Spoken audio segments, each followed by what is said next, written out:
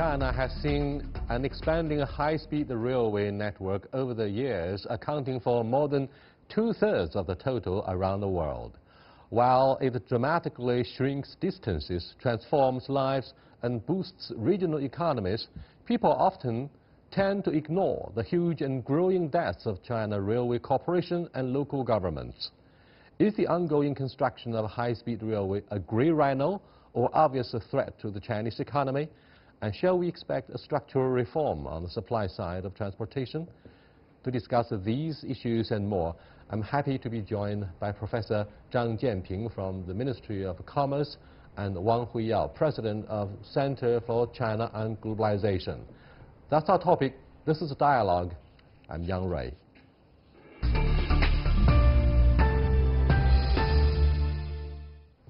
Welcome to our discussion here, gentlemen. Do you agree to the headlines that Professor Zhao Jian from Beijing Jiaotong University, who said China Railways overdebts will grow 60% over the next few years, reaching RMB 8 trillion by 2020, and inevitably lead to a railway debt crisis?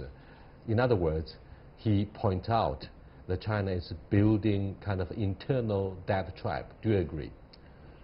Well, I think it's yes and no, but first of all, I think that China's high-speed development, particularly in the high-speed railway development, is actually contribute enormously to the country's development.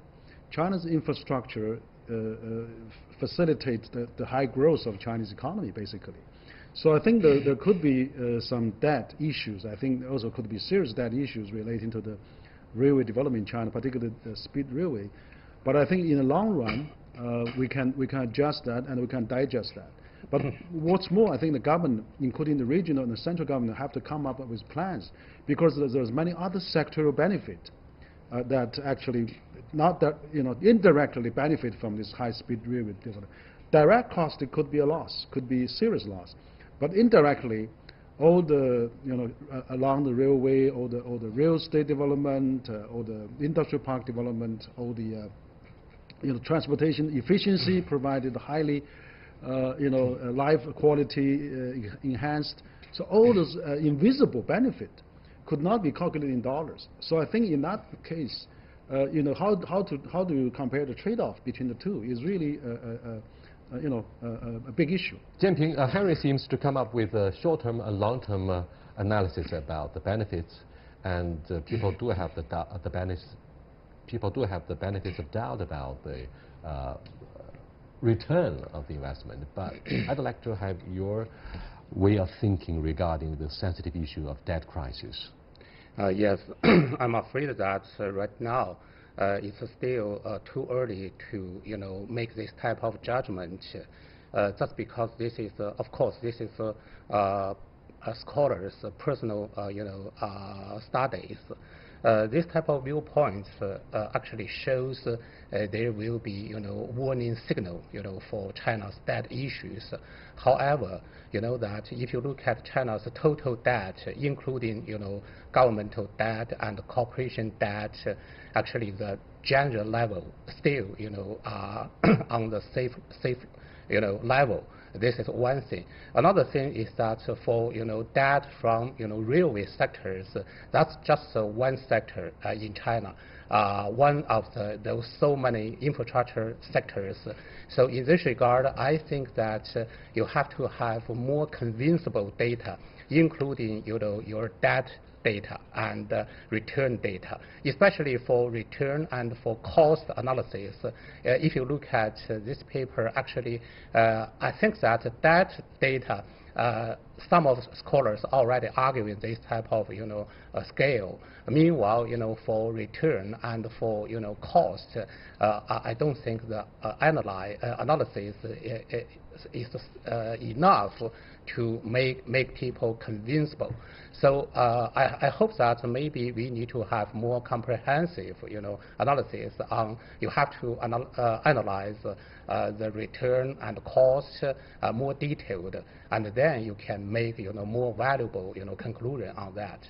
The issue, by the end of the day, about the very view of Professor Zhao Jian from Beijing Jiaotong University is from the very beginning of China's construction of a high high-speed rail, he was firmly opposed to the idea for some reasons.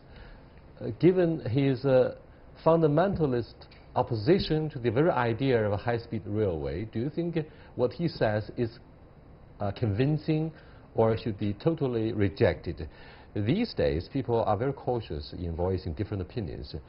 First of all, do you think we should encourage different opinions in academic discussions about issues that that concerns our daily life? Absolutely. I think this, I really, admire Professor Zhao to raise these kind of questions and raise his concern. But the issue is whether this is a wake-up call. Yeah, it is. It's, sure, it is a wake-up call, because I think after so many years of high-speed development and also constructive of the high-speed railway and networks around the country, it is really high time to give some balance and give some checks and give some examinations, which I think is, perfectly right to do so. The thing is that I think it serves as a very good wake-up call is that, we do have to worry about that issue, because China now, as the economy is slowing down, I mean, to some extent, and also there could be also another risk of downside. Should we keep the momentum of highly invested on those the long-term railway, high-speed rail business? Should we, slow down a bit of that? Should we also maybe plan more profitable route along the heavily populated, densely populated area, rather than maybe now just to cover, all the regions, all the provinces, or all the corridors? So should we be more selective? Some of the profitable roads, should we have two track rather than one track? So those things I think is really make a lot of sense, rather than we stop all the criticism, we stop all the different voices, and then there's only one voice for that. So I think it's really, even though I'm not totally agree with him, but I really like this kind of different opinions, so that I think can raise the discussion, debate, so we can have a healthy plan and a healthy practice, and how to, stimulate the people to think how we can get more profitable. After all, even though that indirectly may be profitable, directly how can we make that? Like metro, subway. All the countries, all the cities are making loss, but Hong Kong is profitable, right? So there could be a way to innovate. So if China can, on the one hand, make a high-speed way, operate most advanced system in the world, but also make it profitable, then you really make a history in the world. So I hope we can achieve both of that. What about Japan? What can we learn from Japan, the bullet train that goes through the densely populated areas, and therefore the amount of human, it cannot be called a payload, but the amount of passengers that the bullet trains transport could accommodate the investment, you know what I mean, and therefore it won't lead to a crisis. Therefore, Professor Zhao Jian cites examples from our neighboring countries to convince readers and netizens that the speed of China's high-speed railway boom will be something like a warning. Yeah, I think on this aspect, yes, it would be valuable if we can learn something from Japanese side. Indeed, I experienced it. I had a very good experiences on bullet train in Japan. Shinkansen. Yeah, Shinkansen. You know that in Japan they have a very advanced, comprehensive transportation system. Not only bullet train, but also their rail transit network. Meanwhile, their subway system, they can connect each other with a very high efficiency and very convenient transition for every passengers. So in this regard, their utility efficiency is quite high. But in China, actually, nowadays, of course, we have very advanced high-speed railway system. However, we still lack of enough, our rail transit network in those metropolitan areas. Meanwhile, how to make them connect each other? Also, we are facing this tough mission. Also, I like to emphasize another factor that is in Japan. Actually, their transportation system also relying on road transportation and maritime transportation together. And especially in China, when we compared our railway transportation system and our road transportation, especially for freight transportation. Right now, due to high-speed railway system, mainly provide services for those passengers, but for freight transportation, more relying on road transportation, and that cause very high cost, and also will be not so sustainable. Not sustainable in a way it's not I mean, environmentally actually, friendly. very perhaps. briefly, Not environmentally we need friendly. to have a very comprehensive, transportation system, both for passengers and freight. Let me raise one follow-up question on the issue you discussed, the serious lack of road transportation. If we rely on long vehicles, then it's environmentally friendly. Do you agree, Henry? Long vehicle, you what mean by long vehicle? You mean 大卡车吗? Okay, That's a British way of saying okay. long vehicles. Tracks and trailers and it could be like that. But remind you, that China is a country with its own characteristic. Like for example, during the Chinese New Year, 2 to 3 billion of people will move around. That's a highly unseen in the world. So with 1.4 billion population in China, if you have a fast train networks throughout the country, it will raise greatly productivity and efficiency of the people, coupled with WeChat and communications and everything. So that is really, I think it's going to bring a lot of benefit to the country. So if airline can be profitable, I don't see how that we cannot make speed railway profitable. But that's really put high demand on operator to raise efficiency, to better planning, scheduling, and doing that. So I agree with Professor Zhang what is mentioned, that the freight, which is I think one of the major profits, revenue, is not, the high-speed industry is not really taking advantage of that. So how can we make the container suitable for the speed railway? Is not, then we can maybe raise the efficiency, because right now I don't see a speed railway with containers. Let's go directly to the core issue here. Is it correct to have such a severe shortage of a freight train service? We don't have enough normal railway transportation because of a very rapid shift to the building of high-speed rail service.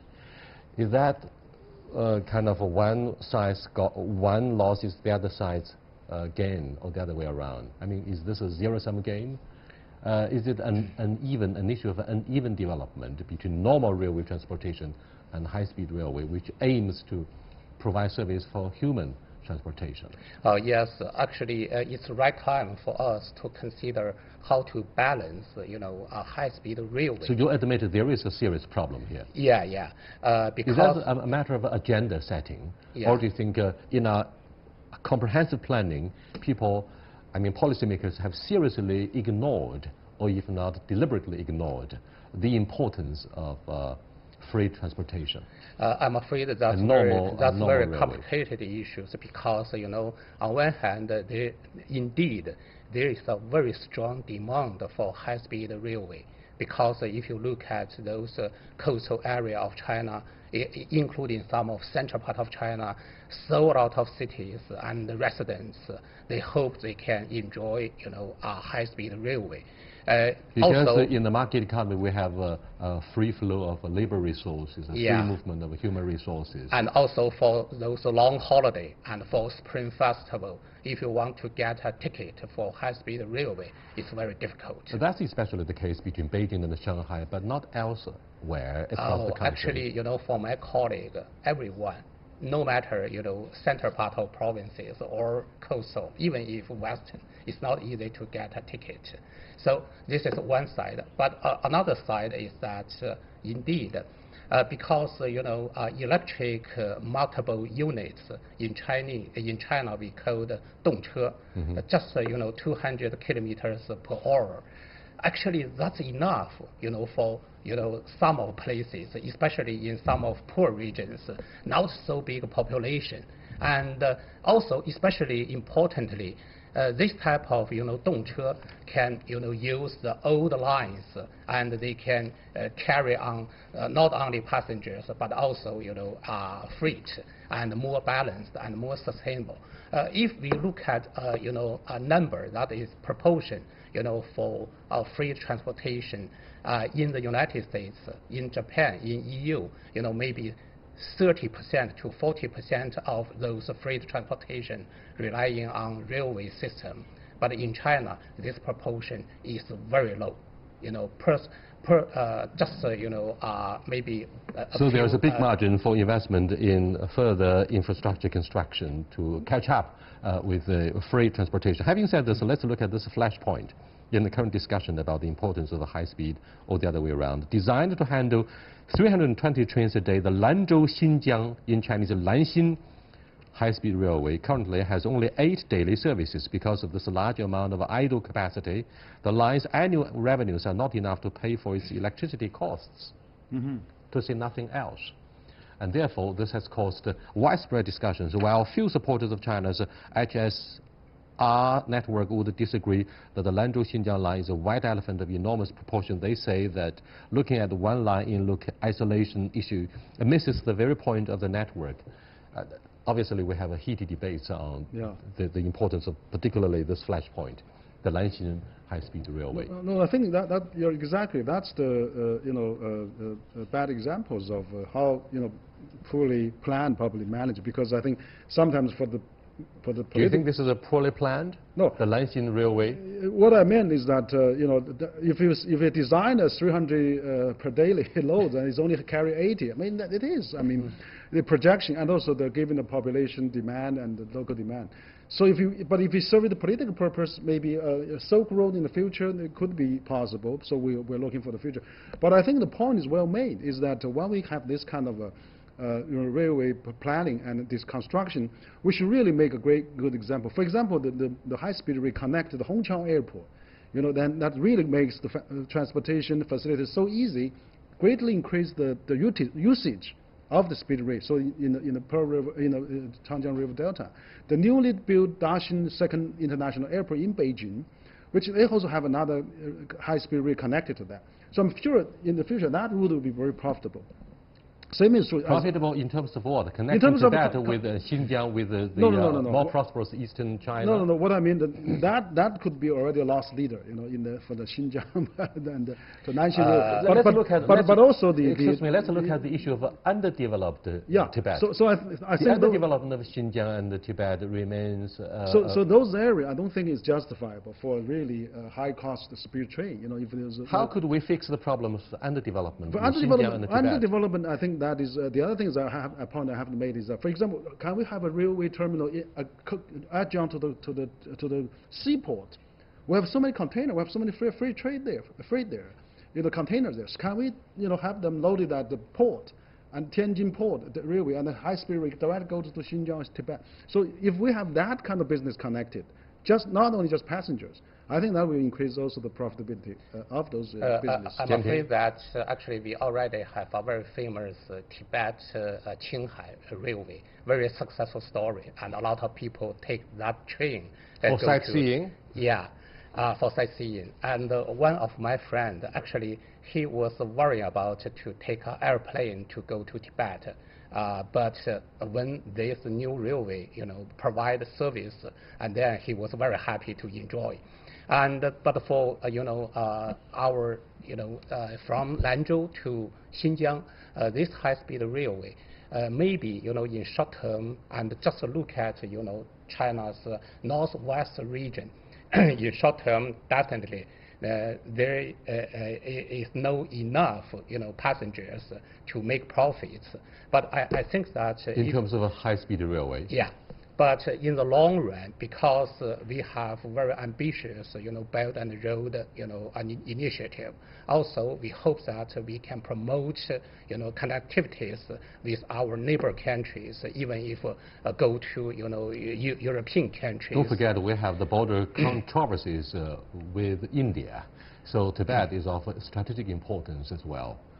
Yeah, but that's different direction. And just before we talk about... The point of my question is, yeah. the point of my concern is whether we should look at things always in monetary terms, Well, that's a point I made in the first place. Of course, when China builds this vast network of high-speed railway, it definitely have to take the country as a whole, because there's efficiency, there's living standard improvement, there's also all the convenience provided for the people, cutting the time travel, and also the benefit that bring to other sectors along the side of the high-speed rail, along the cities.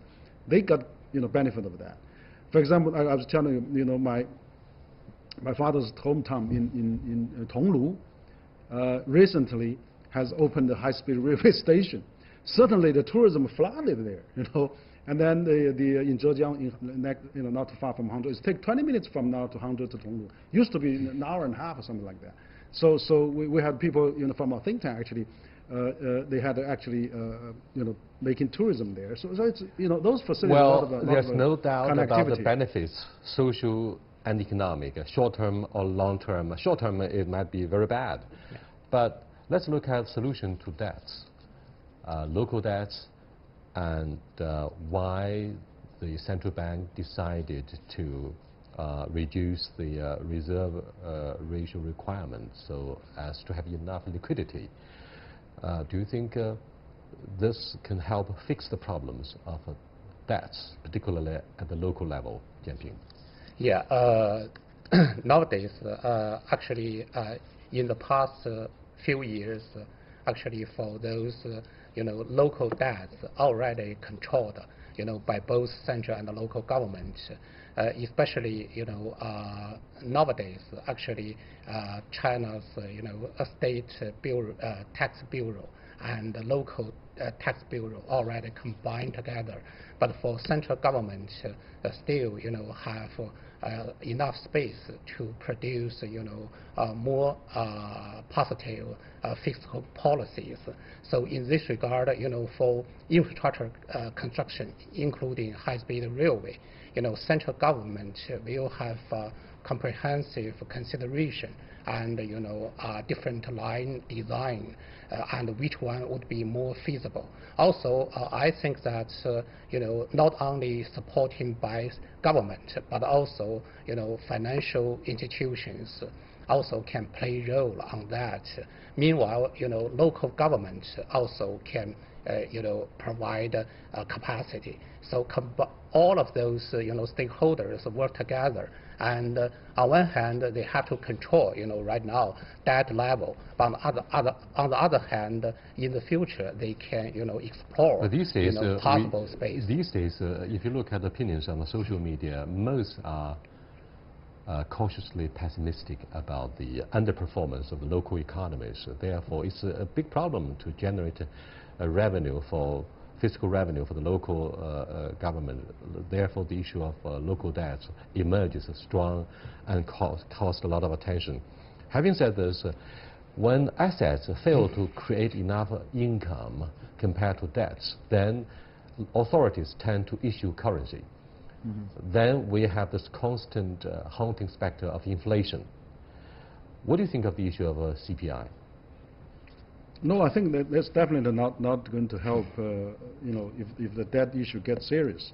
So I think now, so that's why it's high time. It's good that we have a professor like that to raise these kind of questions. So I think we should have a check in the progress, So probably we should really maybe, if already some other far remote area high-speed train plan, we should probably put that on hold. And if there's not enough financing investment raised to build new lines, maybe we should also think twice. But I think it's more important we should probably also have a PPP involved on this. We should involve more private sectors into this. We should maybe... Then again, we return to the issue. We go back to the issue of confidence. Confidence from the non-public sector is a serious concern for observers. It is, but also it depends on the policy of the government. For example, if the private sector is allowed to invest, and also we can have the adjunct area for the real estate development. A lot of hopes will be pinned on the policy speech by Premier Li Keqiang at the opening ceremony of the Lianghui, the National People's Congress, as well as CPPCC. Can we learn anything from the three arrows of the Abe economics in Japan? Like printing money, like a lot of debts. So, I mean, again, we have to look at the relationship between development and the debts. Maybe the Abe administration has done something to let us know, look, there is this alternative truth.